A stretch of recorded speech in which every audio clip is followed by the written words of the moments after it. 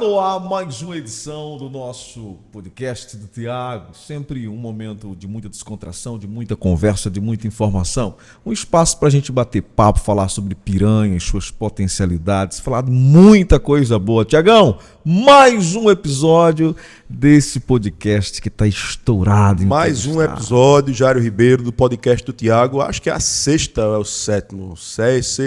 É o sexto episódio e agora é o sétimo, rapaz. Esqueci. Isso. Sétimo episódio.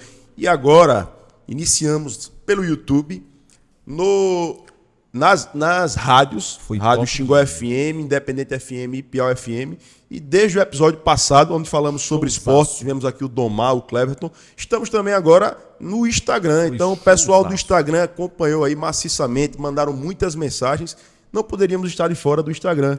Então, a partir do episódio passado, estamos também aí no Instagram. Você que está entrando agora, que está nos acompanhando, temos hoje um convidado especial, né? Um piranhense que tanto tem nos orgulhado, um exemplo de superação, mas, sobretudo, um exemplo que inspira muitos piranhenses e todos aqueles que são amantes do esporte e que é daqui, da nossa terrinha de Piranhas. Isso, e que tá bem distante dele, Jário. Ele está morando agora no Emirados Árabes, mas que está passando alguns dias aqui, de férias, aqui na terrinha. Então, seja bem-vindo ao nosso jogador Gilberto, ao podcast do Tiago. É isso aí.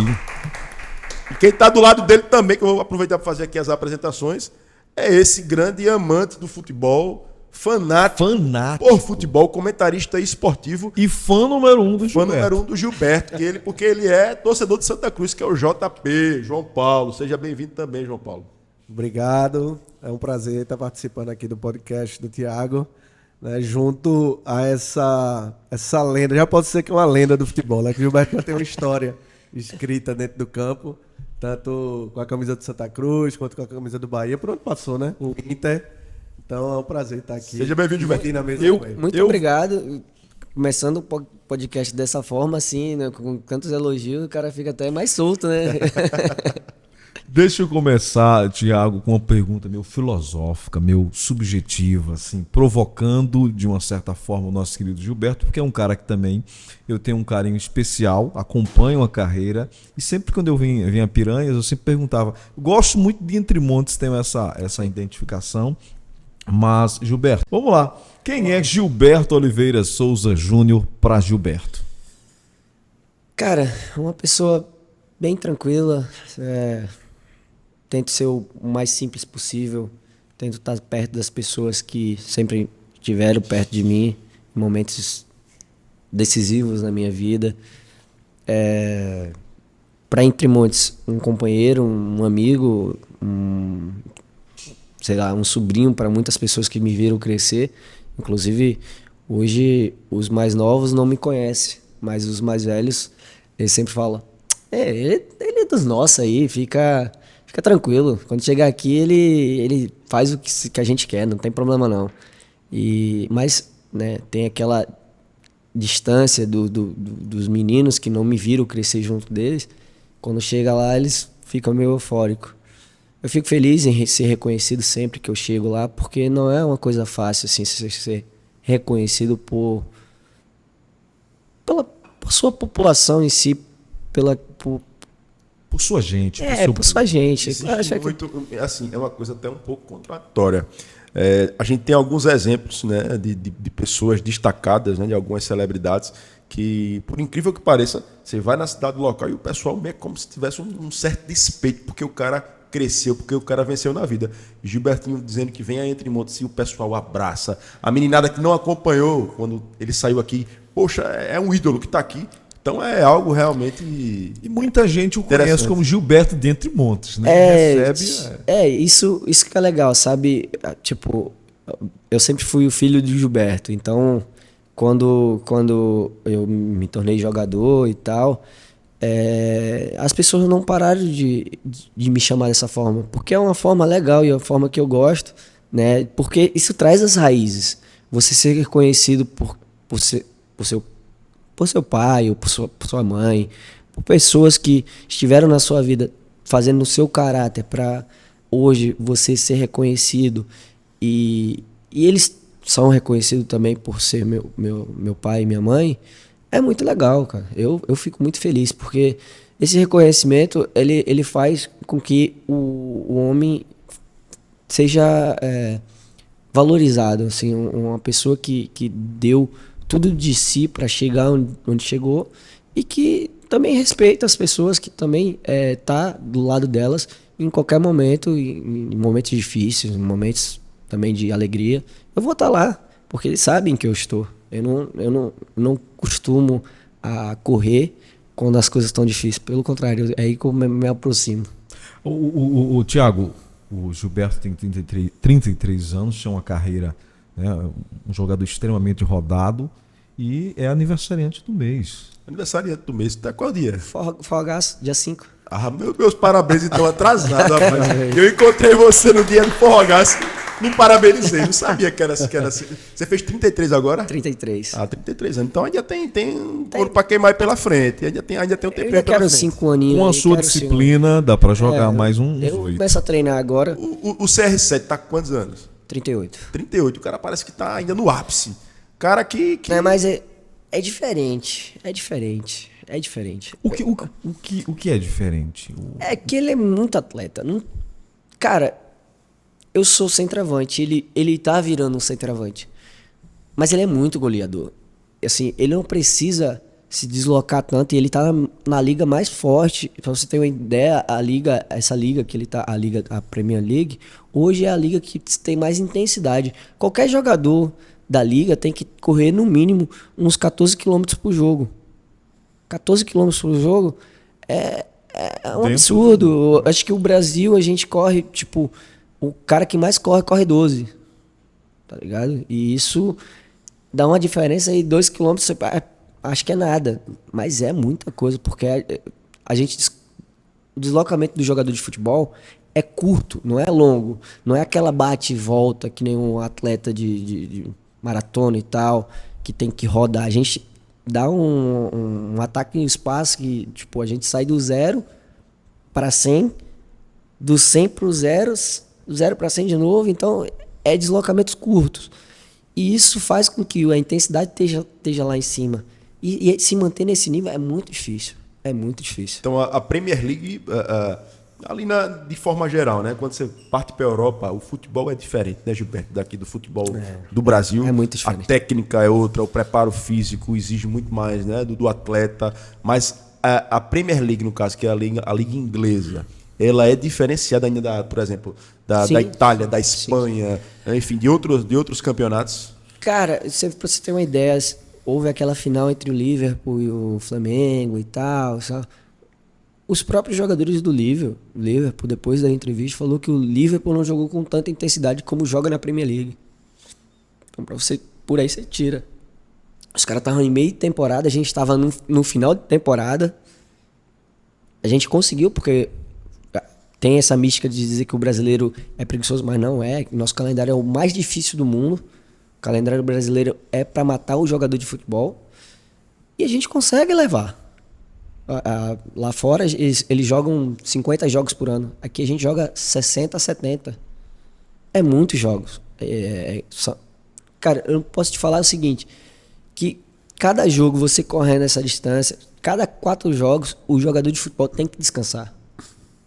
Independente se o jogo foi na semana, tipo, de uma semana para outra, ou se foi... Aqui no Brasil não tem esse descanso. Não tem uma semana de descanso. Quando tem, é uma semana, na outra você já joga 2, 3 seguidos, 4 Às vezes seguidos. joga no domingo, depois na terça já tem jogo na quarta. E aí vai embalando tudo e acaba, sabe? De certa forma, o atleta que tem uma rodagem maior de Brasil ou de Europa, essa rodagem faz a diferença, não faz depois de 5, 6, 7, 8 anos. Essa intensidade, com certeza, vamos dizer assim, o tempo útil desse jogador, ele tende a dar uma...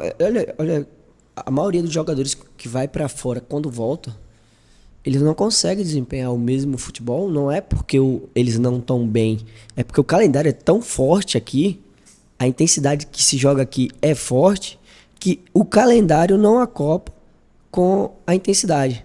Ou seja, há um desfalque. Ou você muda o calendário, e aí tem que acabar com algum campeonato e se discute se acaba ou não o estadual, que é uma forma de acoplar, ou se continua, mas se continuar, em algum momento os caras vão começar a colocar só jogador da base, que é o que já vem fazendo. Vai ser só jogador da base, vai ser só os profissionais vão jogar tipo 40 jogos no ano, 50 jogos no ano, que aí sim dá. Aí dá para fazer um campeonato forte, porque para mim o calendário brasileiro se resume a Brasileiro, Copa do Brasil e a Sul-Americana ou Libertadores. E a Copa do Nordeste, quem tá no Nordeste. Porque a Copa do Nordeste é muito difícil. Se você tirar, você já tá com 4 campeonatos, só com Copa do Nordeste, Brasileiro, Copa do Brasil e uma Sul-Americana. E ainda tem o estadual, 5. É muita coisa. Muito E desgastante. alguns times ainda joga Sul-Americana, ainda joga outro. Sim, É muito desgastante. Estadual, Copa do Nordeste, que já vem em seguida, junto tem a Sul-Americana ou a Libertadores, e aí Copa do Brasil e Brasileiro. É bem puxado. Mas, ô Gilberto, voltando para você, para sua carreira, quando foi que você teve esse estralo? Veio de você o sentimento de se tornar jogador de futebol? Ou de repente foi seu pai que viu esse talento em você e falou, não, vou investir nele? Como foi que começou? Vamos voltar lá atrás pra gente saber da onde surgiu. Essa é uma pergunta legal, sabe? Eu sempre fui jogador, assim, eu gostava de cavalo. Eu gostava de cavalo. Então, se o Gilbertinho não fosse jogador, podia ser vaqueiro. Não, acho que não. Eu não conseguiria, não, ser vaqueiro, não. Eu gostava de cavalo porque meu avô tinha cavalo, Salvador, que meu avô também aqui, que ainda está vivo, Luiz, ainda tinha também, mas eu morava em Entre Montes, então eu vivia lá com eles. Meu avô tinha lancha, cavalo, então eu me dividia entre fazer essas funções lá com meu tio, a minha família e tal. Né, tinha tudo que o garotão precisa entre nós. Uma lancha, um cavalinho pra andar. Umas vaquinhas e tal. E eu sempre andando com ele lá, né? Aí um dia eu vi meus amigos jogando bola. Falei, vou pro gol. Começou no gol. Eu vou pro gol. Aí pega aqui. Você não joga muito, pega aqui. Quantos anos? Tipo uns 10 anos. Eu nem pensava muito em bola. Eu juro pra você que eu gostava mais de estar mexendo com cavalo nessa época. Aí, sabe quando dá um... Cara, gostei, sabe? Aí, só que meu pai chegou pra mim e falou, goleiro não.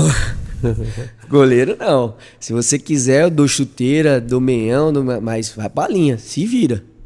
Falei, tá bom então. Me dá aí que eu vou pra linha. Ele me deu, falei, tá bom. Aí você vai começando a jogar, parece que as coisas vão aos poucos. Encaixa. Vai Mas fluindo. já começou com aquela característica de atacante? Eu sempre fui muito rápido, eu sempre fui muito explosivo, muito, assim... Pra cima, né? Eu sempre... Eu e meu compadre Douglas, a gente fazia uma dupla no Flamengo de Entre Montes, que era legal de ver aqui. Que ele driblava um e ele já olhava o espaço, porque ele sabia que na hora que ele botasse no espaço, eu estaria lá fazendo um facãozinho para fazer o gol ou até para fazer uma jogada. E a gente fez muito isso quando era moleque. Mas voltando assim, lá um pouco mais para esse começo, eu acho que depois disso, eu parei, assim, eu parei mesmo de outras coisas, assim, eu jogava bola na quadra, no campo, na areia, eu tava o dia era bola. Na hora que eu ia pra televisão, tomou gosto, bola. Né? Tanto que hoje eu não gosto de assistir tantos jogos. Em que momento foi que você passou a ver assim, rapaz, isso aqui dá pra virar uma profissão, eu quero viver disso. Em que momento foi que você disse assim, não, eu quero ir adiante, eu não quero ficar só jogando por hobby? Então, eu tive...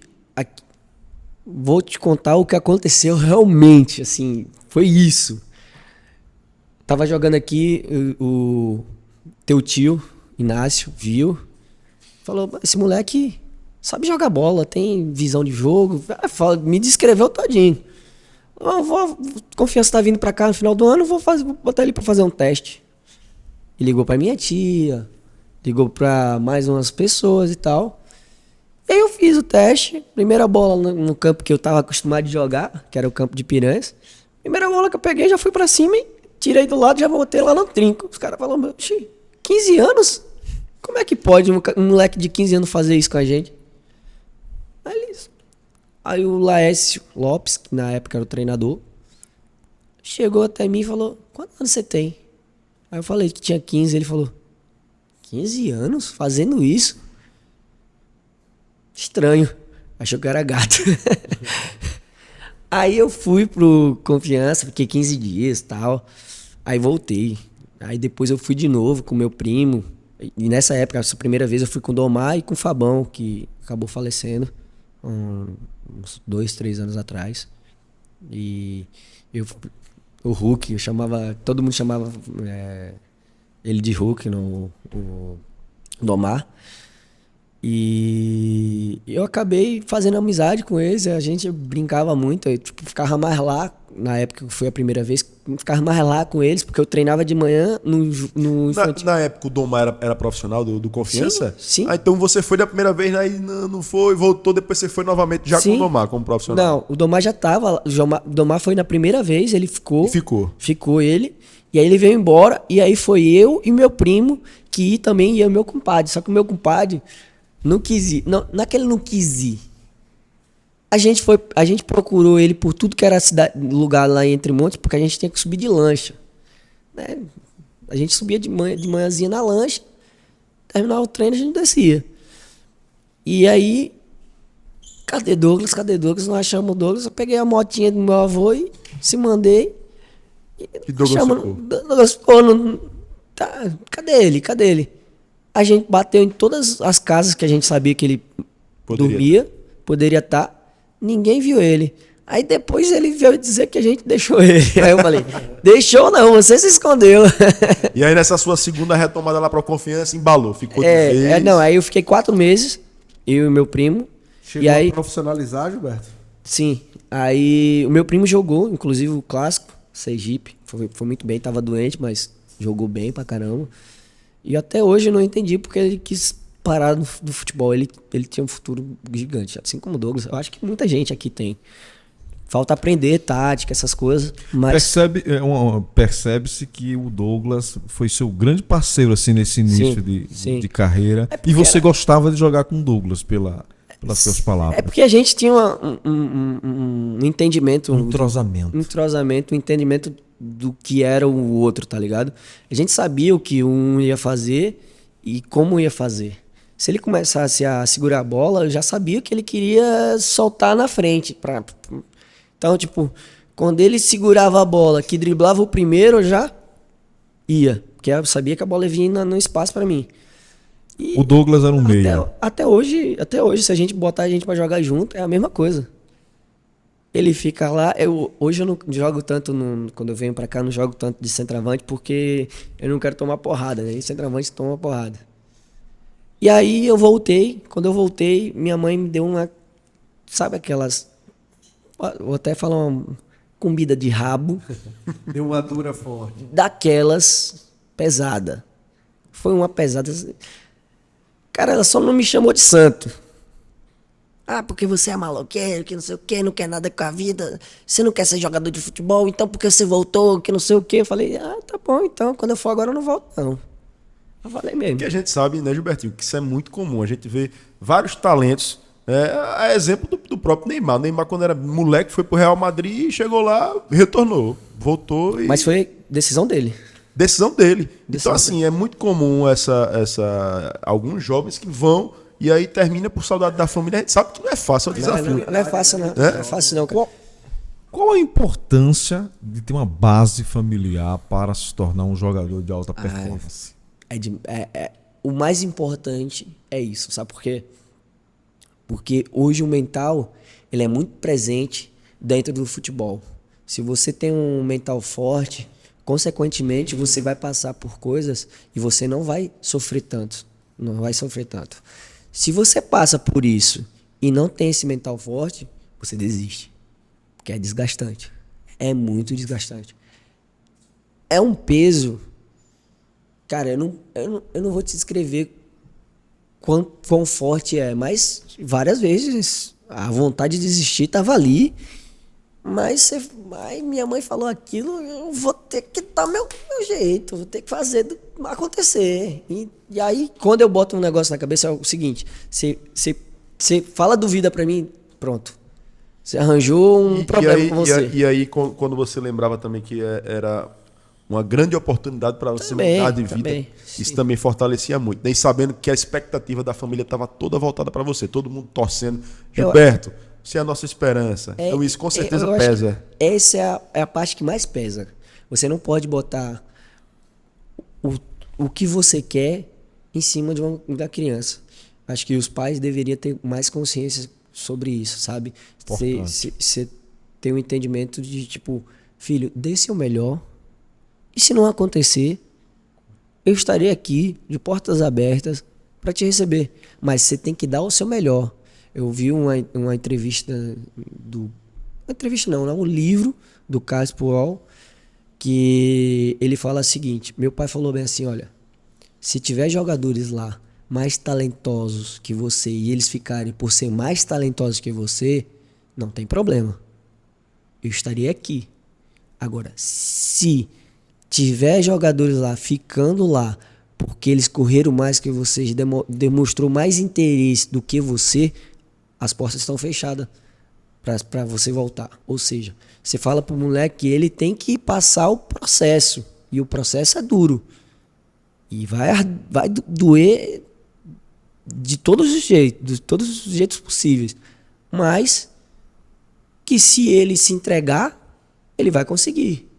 Agora, se ele não conseguir por não ter técnica e o moleque lá conseguiu ter mais técnica que ele, tudo bem, isso acontece. No futebol, você vê, Neymar é o nosso maior talento. Depois de Ronaldinho, Fenômeno, e Romário e tantos outros, nós temos o Neymar. Hoje, a referência no Brasil é o Neymar.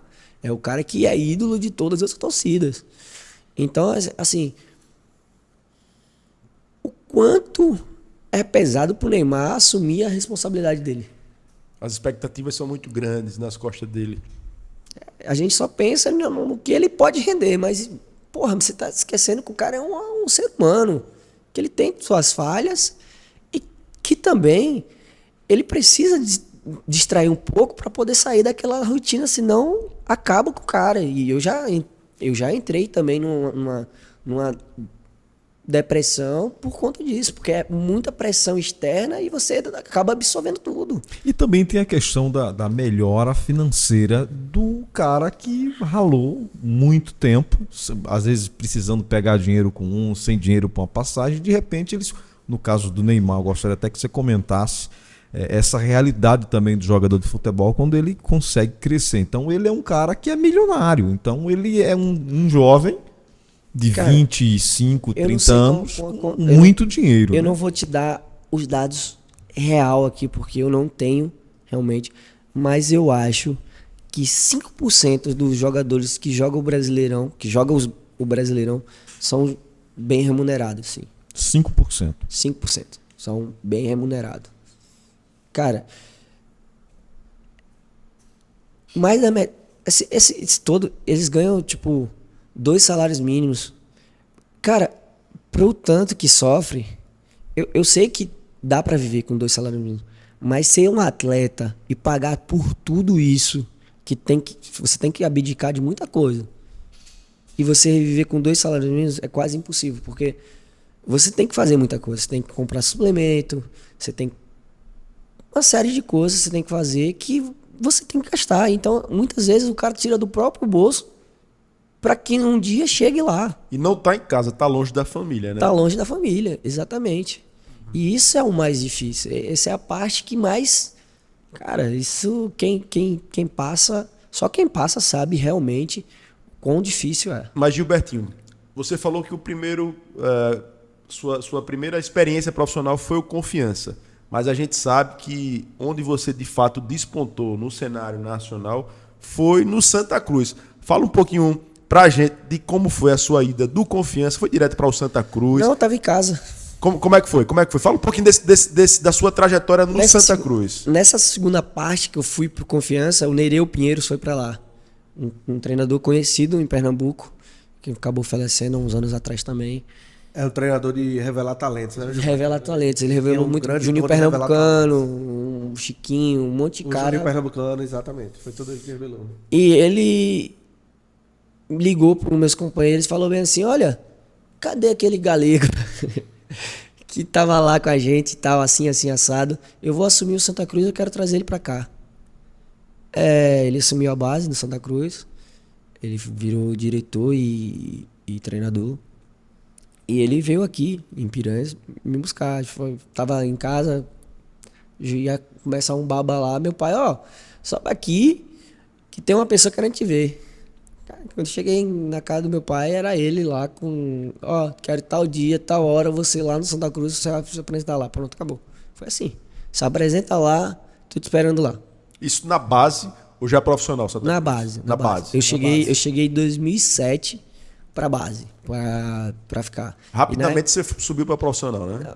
E a gente, na época, o Santa Cruz, principalmente pra base, tava sem água, sem energia, e, maior dificuldade. Então, as pessoas não sabem o começo foi muito árduo, eu não contava nem pra minha mãe, porque senão ela batia lá e me tirava de lá, entendeu?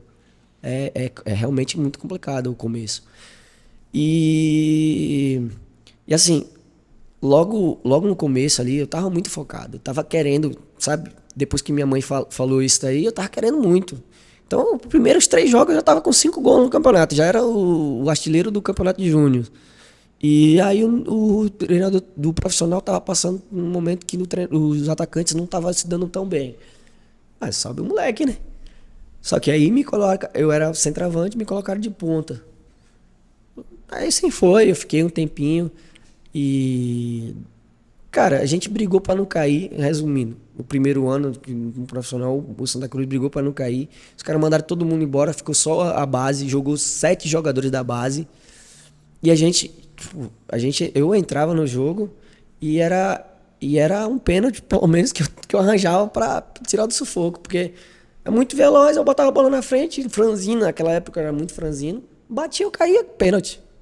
Acabou. O desafio do jogador do Nordeste, quando ele vai ao Sul, o Sudeste, né, que eu acredito que é o centro do futebol no país. E é um momento importante, porque ou o jogador permanece e faz sucesso em nível nacional, ou ele volta, não desmerecendo, claro, os times do Nordeste, mas a gente sabe que o jogador começa nos grandes times do Nordeste e depois vão ao Sudeste. São Paulo, Corinthians ou Sul Internacional. Cara, quando surgiu isso na tua vida? E fala um pouquinho dessa experiência de ir ao Sul e ao Sudeste com aquela responsabilidade de permanecer lá. Rapidamente, eu lembro disso vividamente, porque na época Gilbertinho já tinha estourado lá no Santa. E aí foi quando ele começou a ser sondado para ir para vários clubes. E hoje eu não me considero torcedor de time nenhum, apesar eu sou torcedor sim do CSA, certo? Mas na época eu era muito mais novo, eu gostava muito do Corinthians, torci muito pelo Corinthians. E na época chegou até a ser anunciado, Gilberto fecha com o Corinthians. Eu digo, rapaz, agora a gente vai ter um time bom, porque foi justamente na época que estava saindo o Ronaldo Fenômeno, estava com aquele espaço aí do camisa 9 ainda em aberto e tal, e aí estava o Liedson. E aí o Liedson já estava na especulação de que poderia voltar para Portugal. E aí foi nesse momento eu digo, pronto, achamos camisa 9. Daqui a pouco, rapaz, o Inter entrou pelo meio, atrapalhou a negociação. Resumidamente, o Gilbertinho não foi para o Corinthians. E aí foi quando surgiu o espaço do camisa 9, porque ficou com esse espaço em aberto que seria do Gilbertinho. E aí depois foi que veio o Emerson Sheik. Mas aquela vaga era para ser sua, rapaz. Eu fiquei triste, Gilbertinho. Conta pra gente um pouquinho como foi essa sua ida para o Inter. Houve de fato isso, Gilberto? A assinatura do contrato e depois a volta atrás com o Corinthians? Não. Ou é fake? Porque realmente, como o Thiago está falando, foi eu isso falei que iria. Foi noticiado, né? Foi noticiado. Foi assim, chegou pra mim que o Corinthians queria. Cara, Corinthians tá querendo, você vai dizer não? Não, eu quero, claro que eu quero. Já tava. E aí, tipo, já tava como se tivesse feito a negociação. Tite queria e eu queria, vamos lá. Tá, pra mim tava tudo certo, eu também queria. Daí, final do campeonato, chega o diretor do Inter, né? E ele botou 2 milhões pro Santa Cruz, porque tinha que pagar multa. A multa que eu tinha era de 400 mil na época, ou seja, se eu pagasse do meu bolso, eu não tinha esse dinheiro. Mas se eu pagasse do meu bolso, era 400 mil. E aí eu tava livre. Só que o Inter chegou direto com o clube. E aí, pô, por mais que o Santa Cruz não te deu o melhor, você também é grato porque você tá começando ali. E aí, pô, meu pai meio que, ele que tomava a decisão. Meu pai é flamenguista doente. Seu pai, ele era teu empresário no início da carreira. O empresário, ele era o... Eu tinha um outro empresário que deu uns problemas e tal, que tava me levando e tal. Mas depois disso, ficou meu pai. E meu pai tava ligando pro Corinthians pra tentar fazer pra tentar entender como é que eu ia chegar lá e não sabia. Ou seja, as negociações às escuras. Eu só sabia o cara que era meu empresário, na época era meu empresário, e que não passou nada pro meu pai. E vamos, ou vai ou racha. Meio assim. E aí meu pai, né, já não é o cara mais fã do Corinthians. Teve um peso forte. Teve um peso forte.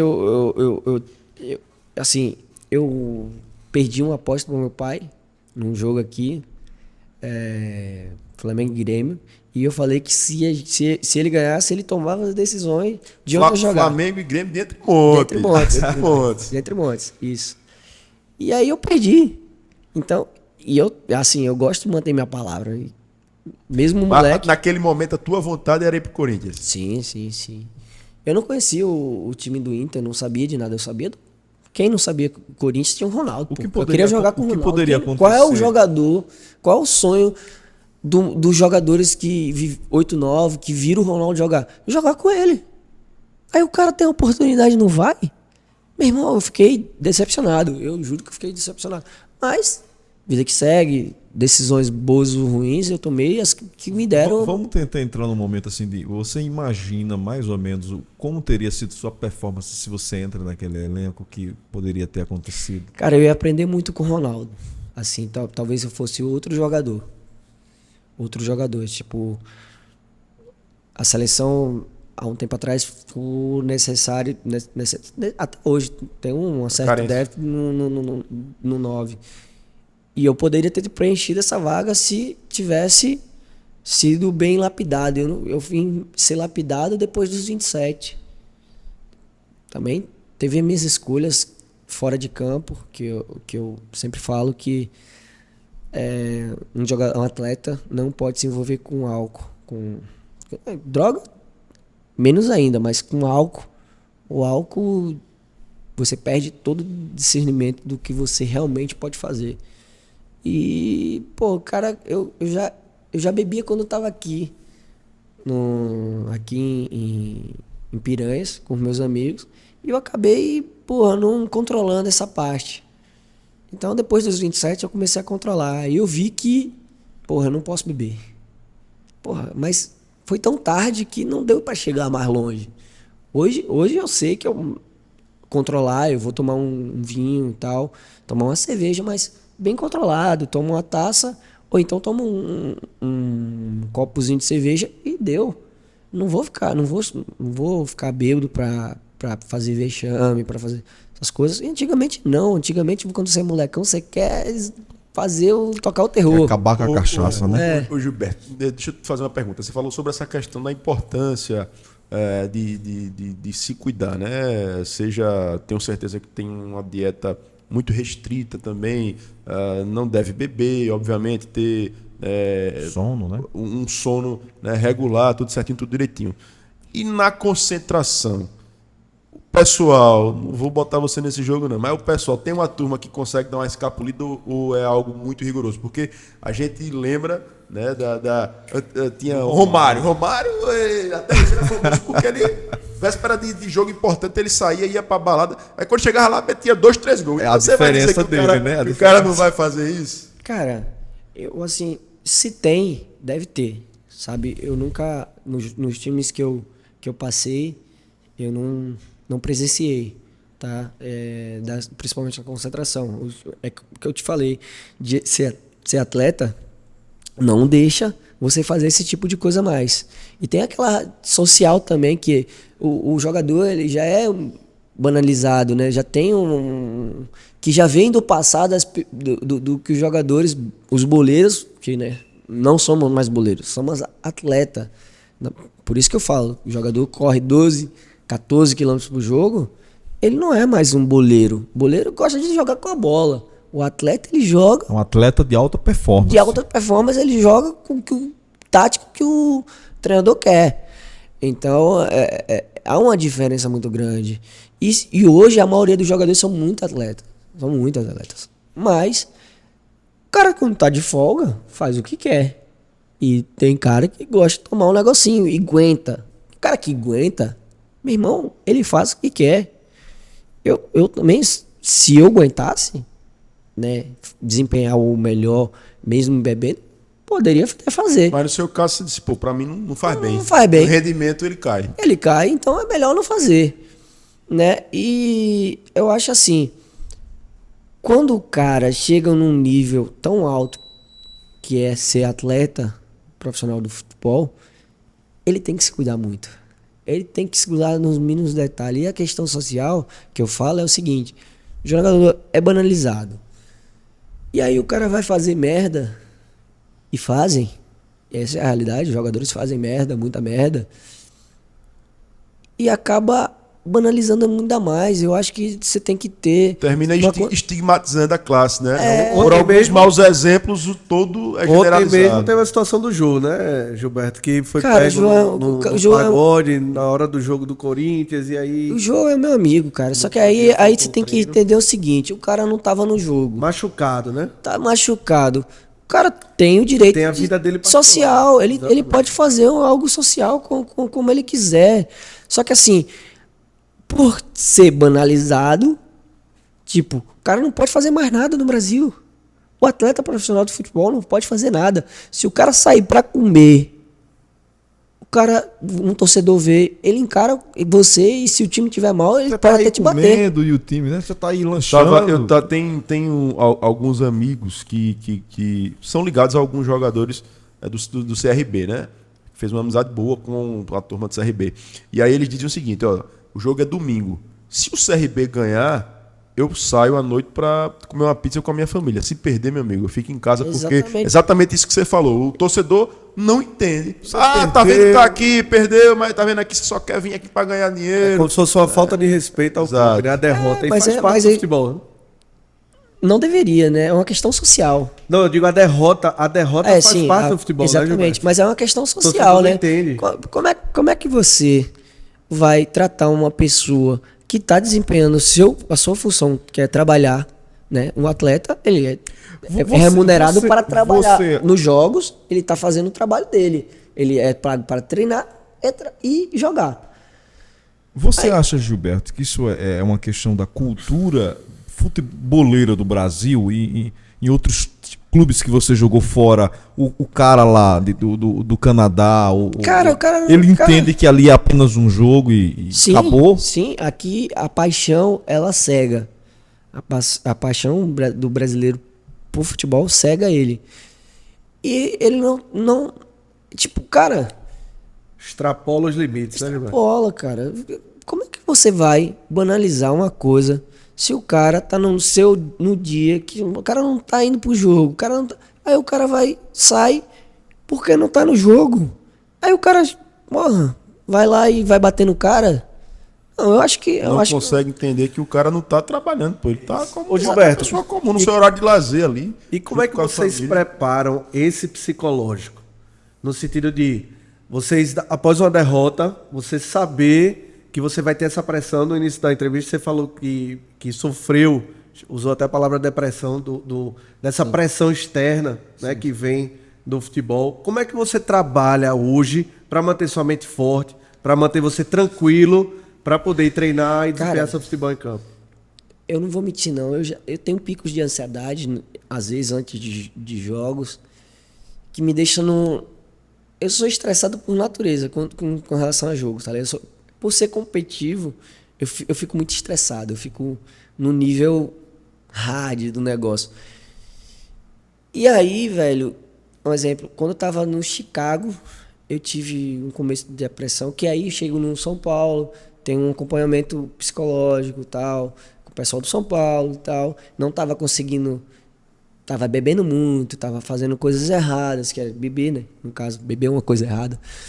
E aí não tava conseguindo render. E aí eu já tava quase saindo do clube. Aí o Rogério chega e fala, pô, meu irmão, eu gosto do seu futebol, mas você não pode continuar fazendo isso e isso. Você tem que entregar o que o São Paulo, né, contratou você pra fazer. Eu falei, tá bom, então. Se eu fizer, você me deixa aqui? Eu falei, deixo. Tem 2 jogos. Cara, eu fiz 2 gols, fiz um jogo excepcional e o Rogério bancou a minha permanência. E aí no outro ano eu sou o artilheiro do clube no estadual, que é um estadual mais difícil, a Copa do Brasil e a Copa do Brasil. Não, a Copa do Brasil não. Pra mim, os dois campeonatos de começo de ano aqui mais difíceis são a Copa do Nordeste e o Paulista. O Carioca eu fui campeão com o Vasco, mas eu não achei tão difícil quanto esses 2. O campeonato Paulista, então, você tem 4 times grandes, assim como uma coisa, mas os times do interior te dão muito trabalho. Muito trabalho. Na sua opinião, só para fazer na sua opinião, qual foi a sua melhor temporada no Brasil? A temporada de encerrar esse assunto do Brasil, pra gente conversar um pouquinho sobre o seu futebol fora do país. O Roger como treinador, na verdade não era o Roger, era o Roger? Acho que foi o Roger. 19, fiz 29 gols no ano, 54 jogos, eu acho. Foi pelo São Paulo? Não, Pelo Bahia. Foi pelo Bahia. Gilberto, mas passando essa primeira fase, falamos aqui sobre confiança, né, o Santa Cruz, que foi onde ele despontou realmente para o cenário nacional, o Inter, enfim, você passou pela Portuguesa, né, foi para os Estados Unidos. Fala um pouquinho para a gente das experiências que você teve. Você teve no Canadá, você teve nos Estados Unidos, teve na Turquia e agora você está no Emirados Árabes. Qual a maior dificuldade e, ao mesmo tempo, o que é vantajoso, né? mais vantajoso, vamos dizer assim, de você ter uma carreira fora do Brasil? Cara, você quer estresse? Você quer ser reconhecido? O Brasil é o melhor lugar. Porque um jogo te dá uma visibilidade muito alta. Um gol, né? Às vezes tem jogador de um gol. De um gol. Entendeu? E agora, se você quer estabilidade, é uma coisa que não temos no Brasil, principalmente para treinadores. Os treinadores têm um prazo limite, parece, aqui no Brasil, que eu sou totalmente contra, eu sempre falo, mas quem decide são os manda-chuva, né, os dirigentes. Eu acho que assim, um exemplo, o Canadá. Vou falar sobre o Canadá primeiro, que foi o primeiro que eu saí. É muito seguro, um lugar, pô, tudo funciona, cara. Eu tenho uma história de lá que é muito engraçada, velho. Muito engraçado, assim, pra mim, né? Que é a primeira vez que eu saio, não entendo de nada, e eu tava com o tradutor e tal. Aí o tradutor, ó, eu tinha que estar lá, acho que era 1h45, ou 1h15, alguma coisa assim.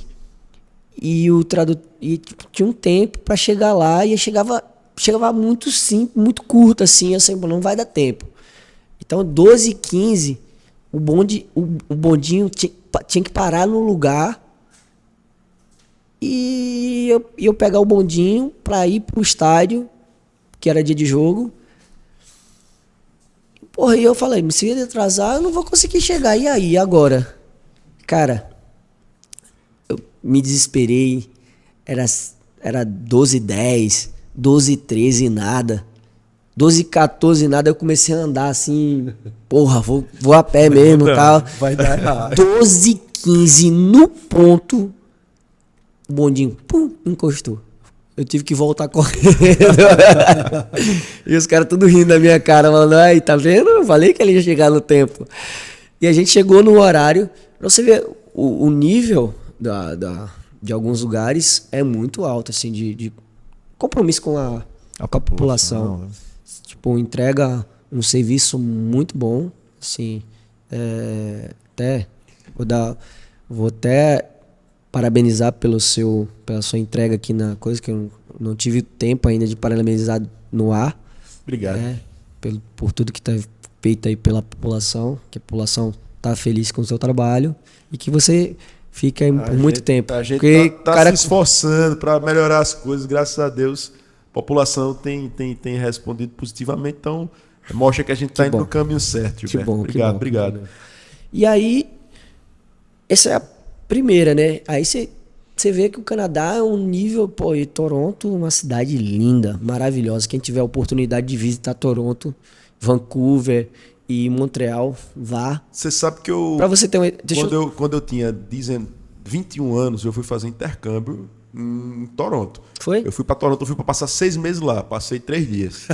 Eu não aguentei não, tava muito frio, bicho, lá quando eu cheguei não, lá era janeiro. Eu peguei menos 25 lá. Eu não cheguei a pegar isso, eu peguei acho que menos 7, menos 8, e já achei frio demais, tava nevando lá. Fui passar 6 meses, só passei 3 dias. Eu Quando peguei cheguei aqui, isso, meu amigo, menos 25 também em Chicago. quando cheguei aqui era todo mundo mangando. Mas você jogou uma temporada lá no Toronto, Joguei uma temporada lá. aí voltou pro Brasil. Voltei pro Vasco. E inclusive foi lá que aconteceu aquele vídeo que a gente sempre encontra nos recortes. Isso, lá, né? isso. Da falta. Do E Defoe. ele contou aquela história aqui em off pra mim, como foi. Conta pra gente como é que foi aquele... Cara, eu tava treinando uma falta, só que o Defoe é o cara do time, o cara da seleção inglesa, como é que vai enfrentar o homem, né? E eu deixava ele fazer tudo. Aí um dia eu falei, não, deixa eu bater essa aqui, pô, você bate todas, pô, o cara tem mais 20, aí vai bater, pô, ele bate. Não, tomou a bola, aí pô, deu aquela tapa na bola e tal. Aí ficou meio feio. Aí eu, pô, mas eu vou bater, meu irmão. Você nem ligou. Não, eu fiquei com raiva, mas eu tive que transferir a raiva toda que eu tava na bola. Porque senão dava merda, né? Cara, Foi um golaço. Aí depois bateu pro gol, ele vem correndo todo a cara dele sem jeito, aí abraça. mas assim, um companheiro. melhor é a Eu cara, aprendi o com melhor ele. Eu foi a aprendi cara. com ele. Ele é um cara que jogou em alto nível muitos anos, que é a Premier League que eu te falei. E ele tinha muito pra ensinar. Se ele quisesse ensinar os demais, ele tinha ensinado muita coisa. Agora me diz uma coisa, e dentro de campo, a comunicação, como é que é? Dá pra pensar, falar inglês ou fala em português e o cara sabe se entende ou dá pra desenrolar tranquilo? Tanto que eu aprendi lá um pouco do inglês, aí depois eu fui pra Chicago, aprendi um pouco mais. E agora eu tô falando inglês na Arábia e na Turquia eu também já tava falando inglês. E Chicago, velho, Chicago é uma cidade maravilhosa, né? Chicago, acho que todo mundo tinha que ir, né? Como é o nome do Al Capone, eu acho que é a cidade dele, né? A cidade, porra, você vai, é turística pra caramba, é fenomenal. Eu gostei muito de estar ali, mas foi um momento... Eu saí do Vasco pra lá, cara, eu tava muito bem, mas aí depois eu tive uma série de problemas, e aí comecei a não aceitar algumas coisas, e queria ganhar, e esse ímpeto de ganhar, e lá não é assim. Você tem que entender. Lá você ganhou, ganhou. Se você perdeu também, perdeu, acabou. Vai pra casa. Descansar a cabeça em casa, depois sai aí, vai comer uma comida e tal. E depois você se apresenta e vamos treinar pra próxima semana, fazer o melhor e ganhar os jogos. É assim. A sua adaptação foi boa, Gilberto, no exterior, porque sempre que a gente vai morar num país fora, a gente sente, né? Sente na comida, sente no frio, sente na língua. Como foi essa tua adaptação? Os 2 primeiros anos, que foram Toronto e Chicago, foram difíceis. Você estava sozinho? Eu estava sozinho, e aí depois eu casei e acabei indo com a Natália. E a Natália também não tinha esse discernimento, era novinha também na época. E, pô, casamento recém-iniciando. Aí tá fora do país, sem ninguém para dar suporte. Complicado. É complicado, velho. Né? É mais difícil. E aí, velho, depois disso eu acabei indo pra Turquia. E a Turquia eu aprendi, velho. Eu saí de São Paulo, fui pra Turquia, eu já tava chateado, por ter ido para a Turquia, porque eu tive outras propostas. E aí meu empresário acabou deixando passar, porque estava esperando não sei o quê. Acabei tendo que ir para a Turquia no último dia da janela, aceitando qualquer contrato lá. E fiquei lá por 4 meses, sabe? Mas foi uma experiência boa. Eu acho que foi uma das melhores da minha vida, assim. Eu aprendi taticamente lá. O treinador tinha falado que eu ia jogar. Ele falou, olha, você vai jogar e tal, preciso que você treine e tal, e jogue. Só que aí eu cheguei lá, mal fisicamente, não tinha feito pré-temporada também, a mesma questão dos Emirados agora.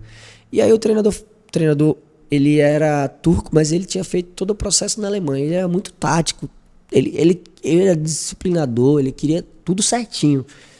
E, pô, brasileiro só quer bola no pé, né? Ninguém quer jogar nos espaços, ninguém quer fazer função. Correr sem a bola. Correr sem a bola, que é o mais difícil pro jogador brasileiro. E ele falou, mano, olha, Gilberto, eu queria você aqui, porque eu tinha um planejamento de fazer você treinar janeiro inteiro, pra quando virasse janeiro, fevereiro, você começar a jogar de titular. Aí tu chegou aqui em fevereiro, dia 13, tipo, faltando os últimos dias da janela, e agora a gente só tem 10 jogos. Como é que eu vou conseguir fazer com que você entenda o que eu quero de você? Cara, quando ele me falou isso, eu fiquei pensando assim, caraca, esse cara tem razão. Ele não pode jogar um jogador na fogueira, porque isso era jogar na fogueira. Você pegar um jogador e, pum, colocar ele de qualquer jeito, sem saber o que o treinador quer, não vai adiantar. O cara pode até fazer gol, e eu fiz 2 gols lá, mas eu não entreguei tudo que eu podia entregar. E aí me abriu a cabeça de aprender tática. Eu aprendi um pouco mais, conversei com ele do que eu poderia melhorar. Falei, eu quero aprender, eu quero saber o que você acha que eu tenho que melhorar. E ele me passou assim.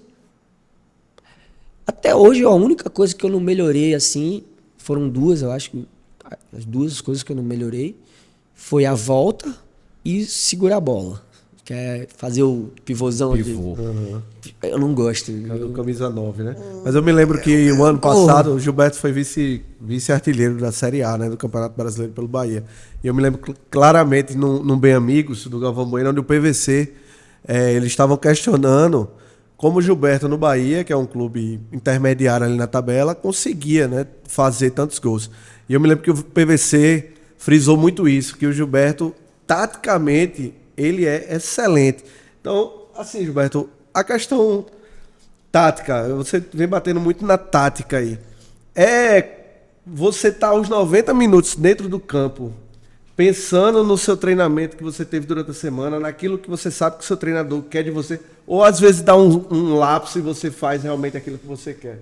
Eu me lembro que o PVC ele elogiou muito nessa tem as duas coisas, tático, né? Tem um lapso de estalo que você dá e você quer fazer uma jogada que, se acontecer, você vai fazer um golaço. É o que chamam de individualidade. Exatamente.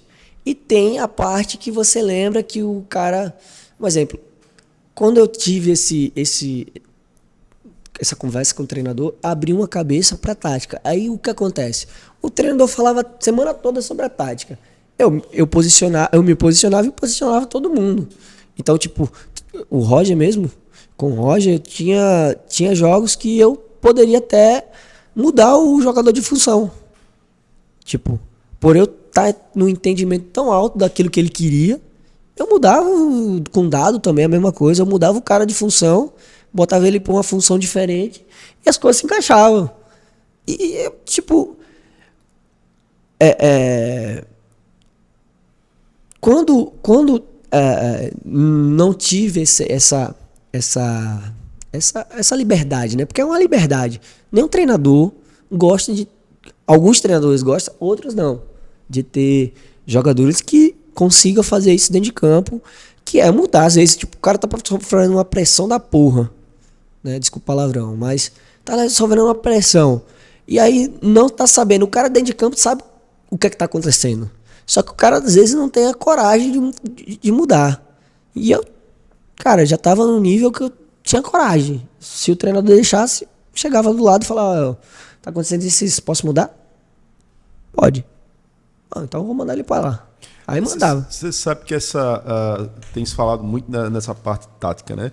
E foi algo até que a gente conversou aqui no episódio passado aqui com o Domar, quando a gente estava falando sobre futebol, sobre como está todo mundo muito bem nivelado no mundo todo. Então, hoje você não vê mais, é muito difícil você ver uma seleção que não tem noção tática. Então, o Brasil, se você fosse recordar há alguns anos atrás, quando o Brasil jogava, por exemplo, com Venezuela, era 7-0.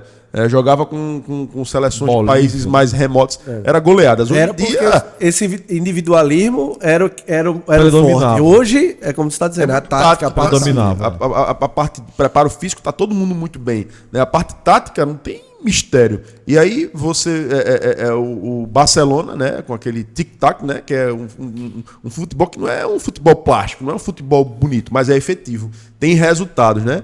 Consegue o que você, no final das contas, almeja, que é o quê? Resultado, vitória. Então, fala um pouquinho pra gente, Gilberto, desse nivelamento que a gente tem hoje, né? Tá todo mundo sabendo jogar. Então, cada vez mais é que essas habilidades individuais é que ainda aparecem no momento, e aí você tem aquela jogada fantástica, daquele drible individual que o cara passou lá e fez aquele golaço. São jogadas isoladas hoje em dia, né? Não é mais a jogada que todo mundo procura para fazer esse drible, fazer um lance bonito e tal. É mais tático. Por quê? Porque os zagueiros hoje são mais atletas. Na época do Ronaldo, um exemplo, o Maldini falando, e o Maldini é um dos melhores zagueiros da história do futebol. Falando que, quando ele vier pra cima de mim, encosta em mim, eu vou dar o fundo pra ele, vou correr com ele e você faz a sobra. Cara, os caras tinham medo do Ronaldo. Porque ele era muito explosivo, ele sabia driblar, ele era muito diferenciado. E aí os caras tiveram que fazer uma parte física muito boa, subir o nível.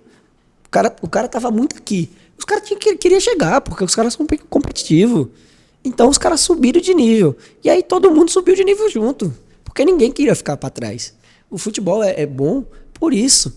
Porque ninguém quer ficar para trás. Todo mundo quer aprender. Todo mundo quer chegar. Entendeu? E isso que é o bom. A parte tática, tirando o Guardiola, porque é muito diferenciado. Assim, eu não tenho uma total certeza do que ele faz. Só sei que dentre todos os... E até seleções. Dentre todos os times e seleções do mundo, o time que mais rouba a bola no meio de campo é o time do Guardiola. A intensidade desses caras para roubar a bola no meio de campo, assim, depois que eles perdem a bola no ataque, é a melhor. Então, tipo, há uma tática e uma técnica para isso. Entendeu? Ele fez um estilo de jogo dele. Esse é diferente. Até o Mourinho mesmo. Mourinho é um excelente treinador, um cara diferenciado, entende de tática como ninguém. Campeão pela Roma agora, né, Gilberto? Campeão pela Roma, é um cara que ganhou todas as ligas europeias, agora sendo campeão da nova liga, né, europeia, ele ganhou todas. Então, tipo, é um cara que também entende muito. E o grande embate do Mourinho sempre foi o Guardiola. Porque era um embate de um time agressivo contra o time que era toque de bola, que foi o caso que você falou. Interessante do Mourinho, né? E aí o Guardiola sai pro Bayern. Quando ele sai pro Bayern, ele introduz essa filosofia lá dentro. Essa filosofia de toque de bola, mas pressionando. O que é que acontece? Vou ser bem sincero. Quando você tá com a bola, é muito mais fácil de jogar. Você só tem que se deslocar. E aí aparecer no espaço, tocar. Porque o cara tá correndo atrás de você. Se o cara não posicionar, ele vai errar. E na hora que ele errar, o cara vai infiltrar e vai fazer o gol. E geralmente, e aí, pode olhar nos jogos, é isso que acontece. Uma falha desencadeia várias falhas, que aí o cara consegue o gol. não é uma falha individual, é uma falha do sistema todo. Todos os gols são falhas dos sistemas. Não há um gol por falha assim, individual, só se o cara chutou o goleiro, né? Ou então o cara jogou pra dentro sem querer, tal. Mas trabalhada mesmo, jogada trabalhada, tem que haver uma falha. Porque se não houver uma falha, vai acabar 0-0. Porque todos os clubes realmente têm tática e treina, mesmo que pouco tempo. Se tivesse mais tempo, talvez os jogos seriam muito mais intensos, aquilo que eu te falei. Treina para saber como é a tática do adversário. E hoje, aqui no Brasil, a gente tem um português que é um fila de uma mãe com relação à tática e tem um sistema bem parecido com o do Guardiola. O Abel Ferreira. O Abel Ferreira, técnico do Palmeiras, né? Técnico do Palmeiras. Porque ele tem quando a gente fala cavalo, é um cara que tem boa chegada e tem bom pulmão para bater e voltar o tempo todo. Ele tem 2 desse dentro do meio, no meio. E aí você tem Dudu, que é rápido, tem o Veiga, que é rápido, e tem o Rony, que é rápido. Então, cara, você tem um time rápido com dois caras que bate, marca pressão, que faz isso, faz aquilo.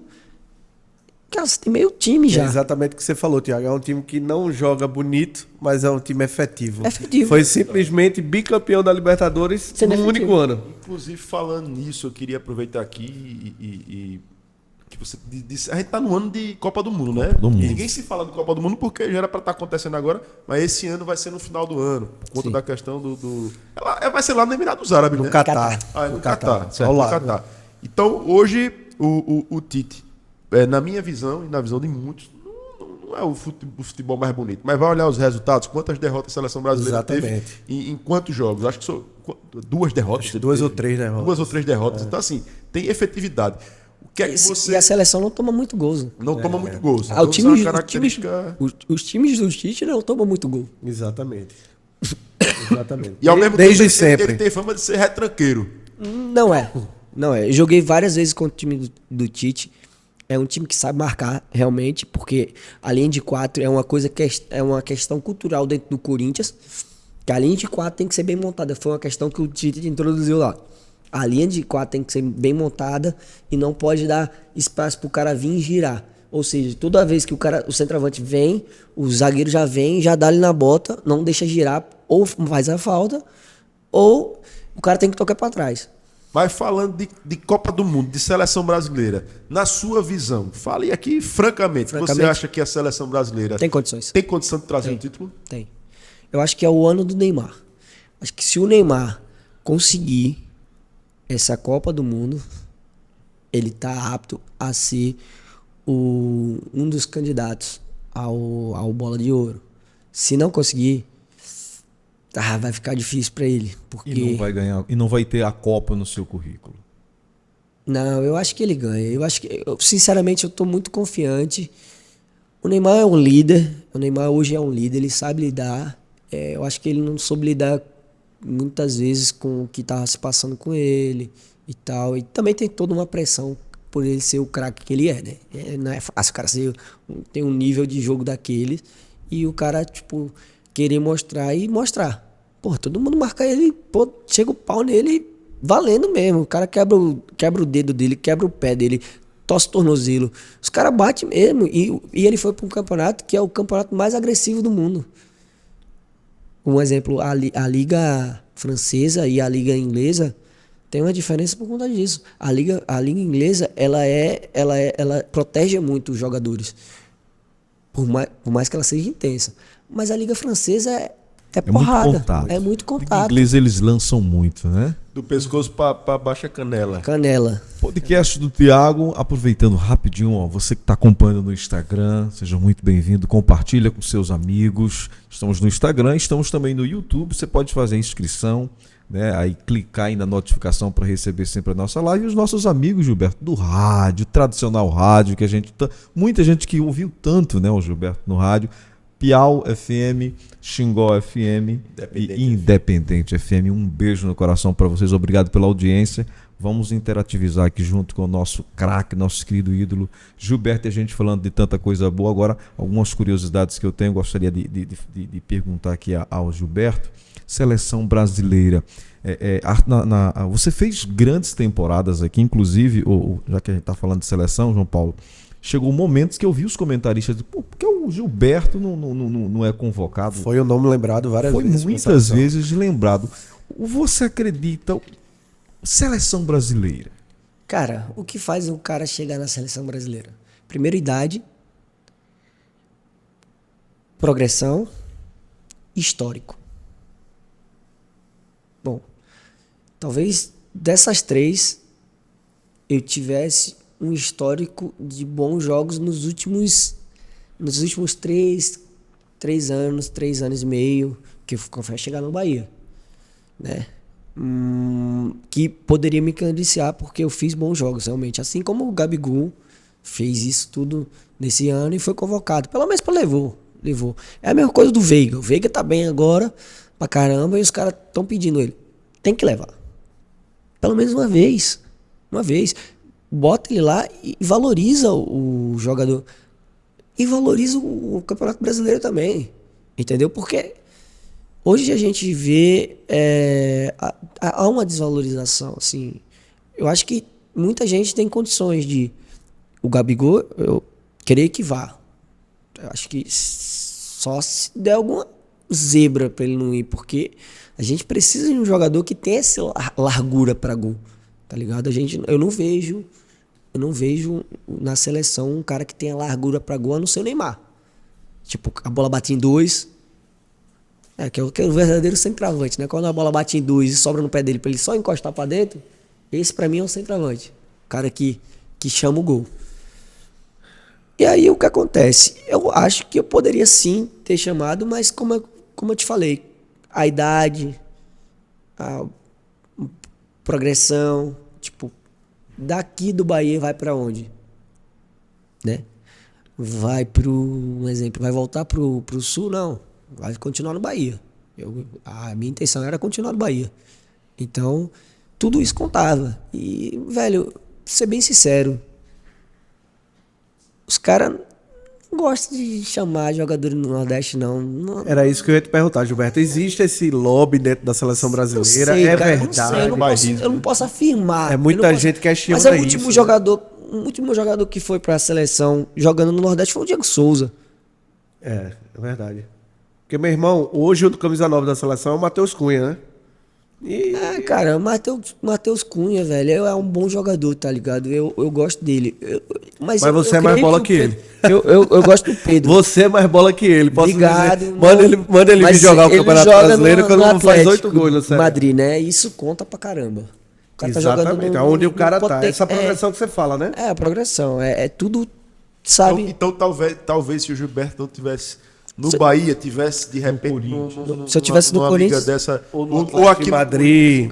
O Corinthians é um dos times que mais leva jogador por conta disso, porque a pressão quando você está jogando no Corinthians é muito alta e os caras falam assim, ó, pô, tá merecendo. Quando os caras falam tá merecendo, vai.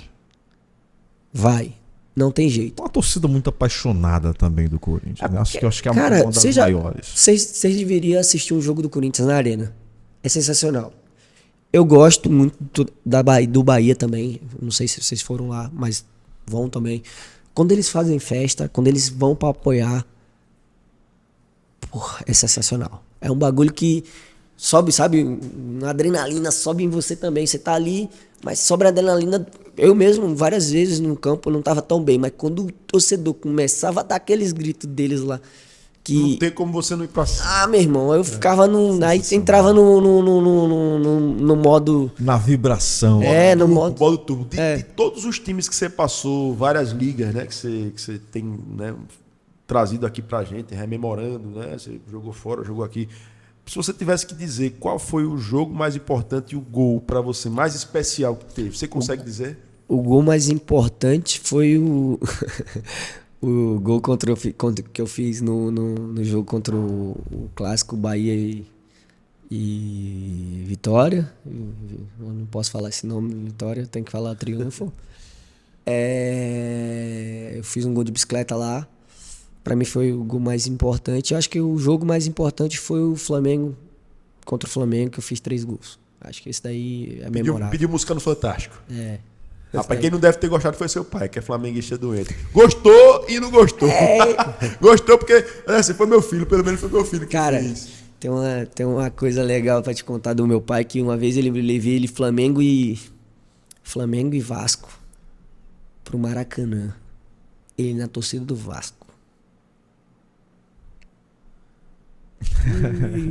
Deu ruim. O velho passou mal. Diz ele que nunca mais ia se eu estivesse jogando no Vasco. E o meu irmãozinho tava lá quase falando, Guilherme, que hoje tá no céu de olho d'água. Ele quase soltando, tá ligado, um Flamengo. E ele disse que passou tanto mal, tanto sufoco assim, sabe, que não sabia o que fazia, que nunca mais ia. Falei, você é flamenguista mesmo, hein? Porque se fosse eu, na mesma hora que eu já tava torcendo era pro Vasco, que eu vou apanhar. Se dá um grito, os caras pegam ele. Seria a cereja do bolo. Dentro dessa dinâmica de pergunta do Thiago, eu vou fazer 2 rapidinho, uma com a outra. Qual foi o treinador que mais te ensinou, assim, no sentido da vida e até mesmo a questão tática? E qual o maior aprendizado você teve até esse momento no mundo do futebol? Cara, eu já falei muito da parte tática. Então, tipo, o treinador que eu mais aprendi foi o Roger. O Roger e o Dado. Assim, pra mim foram 2 dos melhores que eu aprendi, assim, por ter... O nosso time de 2019 era muito bom. Era muito acima da média. Tinha muito jogador muito acima da média. Mas talvez o Didado não tivesse tanto jogador e tinha muito jogador da base. Mesmo assim, a gente foi campeão da Copa do Nordeste jogando, porque a gente jogava, o nosso time jogava, saía jogando desde lá de trás, trabalhando a bola. E bem demais. Inclusive, tem alguns jogadores lá que eu sempre falo que é nível alto e que possivelmente vai pintar num time grande logo, que é o Patrick, tá lá no Bahia, né? Eu também gosto do Daniel e que eu falo time grande não, que Bahia é time grande, mas vai sair de lá, porque os caras não vão deixar muito tempo, é sempre necessário vender. Essa é a realidade. E aí, velho, acho que pra vida foi no Bahia também. Por quê? Você morar na Bahia é diferente. Uma energia diferente, né, Salvador? É. E tem muita a cultura, assim, da cultura baiana. Tem a parte social, que é uma parte que eu não entendia tanto, que eu não prestava atenção, sabe? Das individualidades. Do valor social. Do valor social. Que hoje eu dou o valor e que eu falei que os jogadores também precisam. Mas a sociedade também vive isso. A sociedade, a gente passa por momentos conturbado, eu não sei como passar essa palavra, mas eu acho que assim, esse aprendizado foi pra vida, que é tipo, aceitar as pessoas como elas são, sabe? Você tem que aceitar e... Eu sempre aceitei, mas você externar isso também. Quando uma pessoa tá... Porque muita gente sofre, né? Racismo, homofobia, essas coisas. E o Bahia lutou muito contra isso. O Bahia luta contra isso muito. E aí você pega pra si. Você também não aceita, né? Assim, não é que eu não aceito, eu não tinha atitude pra também te falar assim, apontar o dedo pro cara, mano, você tá tomando... E depois do Bahia, eu comecei a ter essa atitude, sabe? De tipo, apontar, meu irmão, não faça isso não fale isso não. Você tá sendo uma pessoa ridícula. Entendeu? E essa é a parte social que eu acho que eu tenho que levar pra vida, porque a gente tem que aceitar as pessoas como elas são, de verdade. E seja uma pessoa errada ou não, né? Você tenta levar ela pelo caminho legal, mas se ela não quer, você tem que aceitar como ela é. Aqui para evoluir, né? Exatamente. Cada um evolui da sua forma, né? E aí você tem que aceitar. E pra mim foi isso. Essa foi o maior aprendizado que eu tive na parte social. Assim. E no futebol, irmão, falar de finanças é uma coisa excepcional. Porque, um exemplo, há muitos jogadores que... Por que muitos jogadores Eu ia falar isso. ficam mais milionários do que são quando jogam, e tem praticamente jogadores que a gente conhece, histórias de jogadores que jogaram inclusive na seleção, que estão praticamente falidos, sem condição nem Cara, do básico. eu né? vou falar o que o Júlio César falou pra mim. Júlio César, jogador da Internacional de Milão, seleção brasileira. Goleiro da seleção. Os Cara, melhores goleiros da história. um dos melhores goleiros da seleção.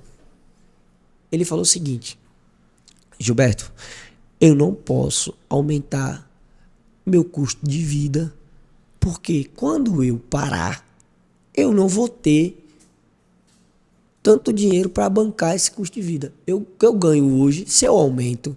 Padrão, né? Se aumentar o padrão no nível muito alto, quando Tem você cara parar... que tem jato, tem isso, e pode ter.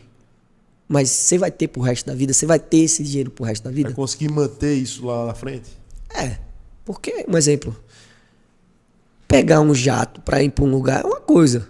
Você comprar um jato é outra totalmente Pra diferente. manter o jato, né? E teve muitos jogadores que fizeram isso, né?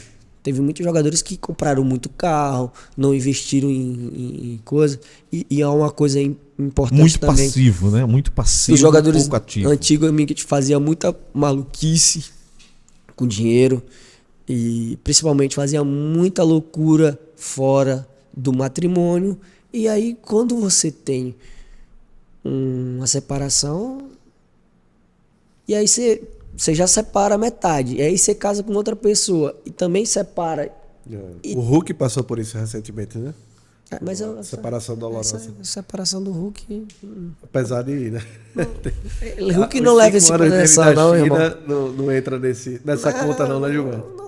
O Hulk, velho, é cara de 300 milhões, pô. Ele tem. Eu acho que ele tem mais de 500 milhões. Eu acho, eu não tenho certeza. Eu não tenho Fez certeza. muito dinheiro na China. Não é porque ele tem. Ó, o Hulk foi pro Japão, ele foi vendido do Japão pro Portugal. Para Portugal, ele foi vendido para outro lugar. Ele é um dos caras que mais tem dinheiro. E ele tinha percentual de tipo, ele meio que vende a ida dele, e aí, porra, metade do dinheiro fica para ele. Entendeu? E Ele é bom de marketing, né? Ganhando em moeda O nome forte, dele né? é bom de ganhando em moeda muito Sem forte. ser o real, ganhando em moeda. Sabendo que essa trajetória de jogador de futebol, ela tem um tempo útil, né? Ali de quando se torna profissional, chegando ali até 37, 38. Se o cara se cuidar muito como o Zé Roberto da vida, passa de 40. Mas é temporária, sabendo disso. Eu já conversei com você em outras oportunidades, eu já vi que você é um cara que tem uma mente muito, muito aberta, você se preocupa com o dia do amanhã, você está construindo, né, o seu patrimônio, para que quando você pare, né, você tenha uma condição tranquila. Você fez um planejamento. Eu sei que você investe em bolsa de valores, você tem alguém que te ajuda nessa gestão das suas finanças? Sim, tenho um gestor, sim. Eu até troquei recentemente para um outro gestor pensando em segurança, né?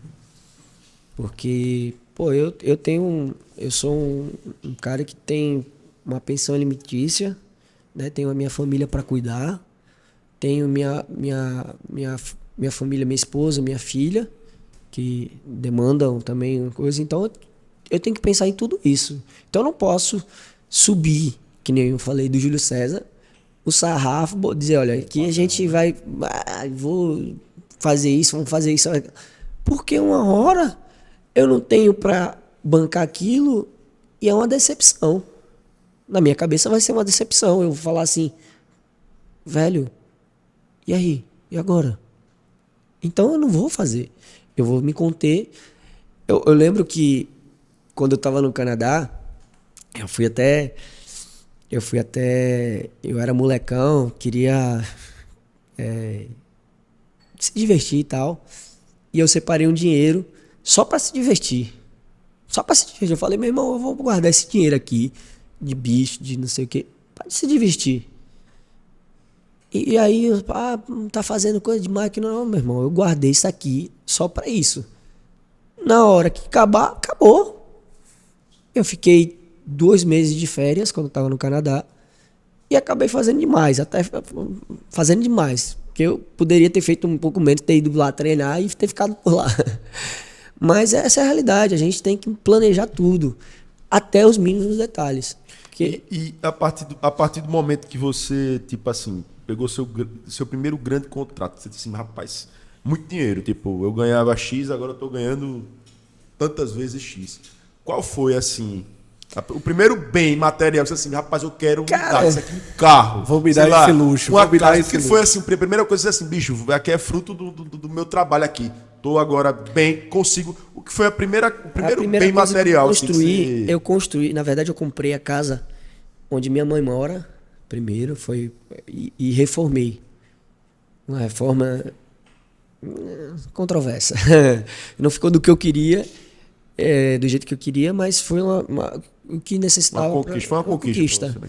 Exatamente. Então, ali para mim foi uma conquista muito Teve um boa. valor emocional, né? Valor emocional. A gente morava em Entre Montes. E Entre Montes não pega celular, né? E às vezes eu preciso ficar em contato, porque muitas vezes eu estava em Entre Montes e não tinha Wi-Fi, não tinha nada.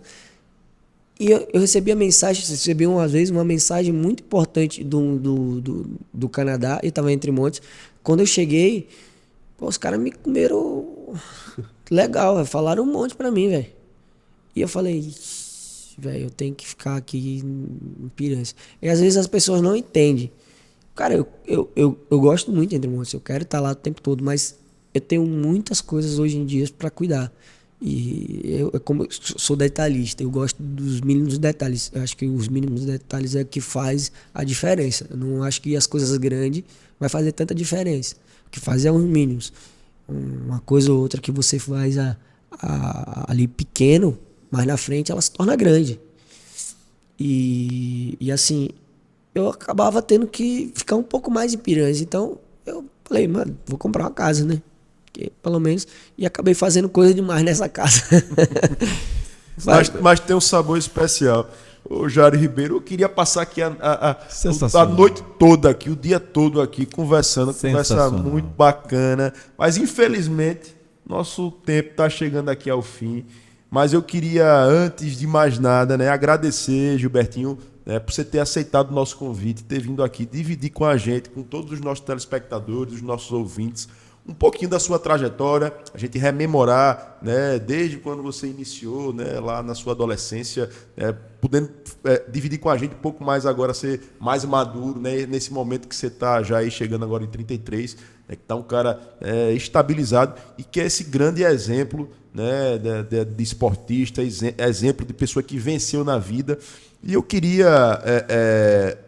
antes de mais nada, pedir para que você, né, faça aqui as suas considerações finais, mas que você deixasse aqui também uma mensagem, né, para aquele jovem, aquela jovem que também tem um sonho, assim como você teve lá atrás, e que persistiu, né, mesmo diante de alguns percalços, e hoje é um exemplo, né, de pessoa que conseguiu crescer, vencer, e um exemplo acima de tudo, de perseverança, né, você mostrar assim, eu tenho um objetivo, né, por mais que esse objetivo ele, né, tenha esses percalços, eu vou conseguir, né, o meu objetivo final e não vou desistir até que isso aconteça. Então deixa um pouquinho para a gente aí também, né, de algo que você pode trazer com muita propriedade, porque é o seu exemplo de vida.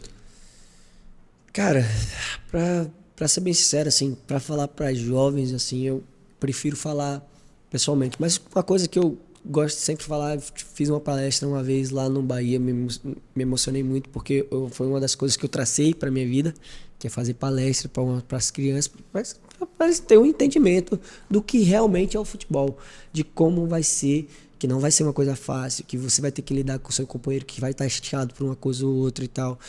E principalmente para aquelas pessoas que sonham. Porque sonhar, todo mundo sonha, mas na hora de colocar em prática, trabalhar e fazer acontecer, é difícil. E aí a dificuldade, às vezes, faz com que a pessoa meio que desista. Acho que desistir é o processo mais fácil. O processo mais fácil do mundo é desistir. Se você for um homem, uma mulher, ou sei lá, o que for, você tem que continuar, persistir. Se você não persistir, você nunca vai encontrar aquilo que você quer. Entendeu? Claro, eu sempre tive fé no que eu iria fazer, mas também tem que ter fé no Criador, em Deus, né? Porque sem Ele não vamos para lugar nenhum, não. A gente fica meio sem nexo no mundo. E tenha fé em Deus, não desista. Os perrengues da vida vão aparecer porque a vida é difícil, o mundo é difícil, mas você vai conquistar. E terceiro, acho que o mais importante, coloque sua família, seus amigos que querem o seu melhor perto de você, porque você vai precisar deles. No momento mais difícil, eles que vão estar lá. Muito bom. Eu creio muito em propósito. Eu creio que Deus, né, assim como ele tem um propósito na sua vida, ele tem um propósito na vida de cada um de nós. Mas eu creio que 99% Deus faz. Se você não fizer 1%, meu parceiro, não adianta. Não adianta. Então, se você não tiver essa persistência de ir lá e fazer a sua parte, não adianta, né, existir um propósito se você não fizer a sua parte para que esse propósito seja cumprido. Então, perfeito. Eu acho que as suas considerações que você colocou aí, colocando a família, né, como um alicerce. É o nosso alicerce. Isso aí a família é o nosso alicerce. Deus, a fé em Deus. E aí a estrutura familiar é muito importante. Até os amigos, os verdadeiros amigos, né? Porque, assim, amigos a gente tem muitos, mas o verdadeiro amigo que quer o nosso bem, que quer o nosso melhor, aí eu acho que são poucos. Em algum momento na vida você vai falar assim, não, realmente esse cara, ele é meu amigo mesmo, ele quer meu melhor, ele tá vendo que eu tô fazendo algo de errado e que... É aquele cara que te dá dura quando você faz algo de errado. Esse cara quer seu bem. Até porque existe, é até bíblico, né? Existe amigos mais chegados do que irmãos. Então, os amigos, eles são os irmãos que você escolheu. Né? Você não escolheu o irmão que você tem, você não escolheu o irmão que você tem, mas os amigos você escolhe. Então, os amigos, os verdadeiros amigos, faz parte da família já também. Podcast do Thiago, um bate-papo leve atual. João Paulo, muito obrigado. Você... nota 10 como o torcedor fanático aqui, representou muito bem, trouxe os dados importantes e como você, eu também sou super fã do Gilberto, muito obrigado. Gilberto, foi um grande prazer, uma grande alegria, continuamos torcendo por você, porque além de ser esse baita jogador, essa grande pessoa, você orgulha muito essa terra, você orgulha muito nosso povo. Thiago Freitas. Pois é isso, mais uma vez, Gilbertinho, agradecer aqui a sua presença. E agradecer a presença de você, ouvinte, você telespectador que acompanhou o 7º episódio do podcast do Thiago. Estaremos aqui nesse nosso compromisso semanal, falando com você, trazendo um pouquinho daquilo que está acontecendo aqui no município de Piranhas, mas principalmente trazendo aqui esse conteúdo eclético. Falamos hoje um pouquinho aqui sobre a trajetória do nosso orgulho aqui, nosso jogador Gilbertinho. E na semana que vem estaremos mais uma vez aqui. Quem vai ser o nosso convidado? Participa você também, deixa lá, manda os seus comentários, deixa comentário aqui, tanto no YouTube quanto no Instagram, como também nos WhatsApps das rádios que também estão transmitindo, Xingó FM, Independente FM, Piau FM. Quem é que você quer que a gente traga para também estar aqui conversando com você? Aproveitando ainda, você que ainda não se inscreveu, passa lá, YouTube, podcast do Thiago, se inscreve, aperta no sininho para você estar sendo informado assim que tiver mais um vídeo. E pelo Instagram, @thiagofreitas.15, você também vai estar acompanhando o podcast do Thiago. Obrigado pela sua atenção, pela sua paciência. Semana que vem tem mais podcast do Thiago. Valeu. Bate-papo leve atual.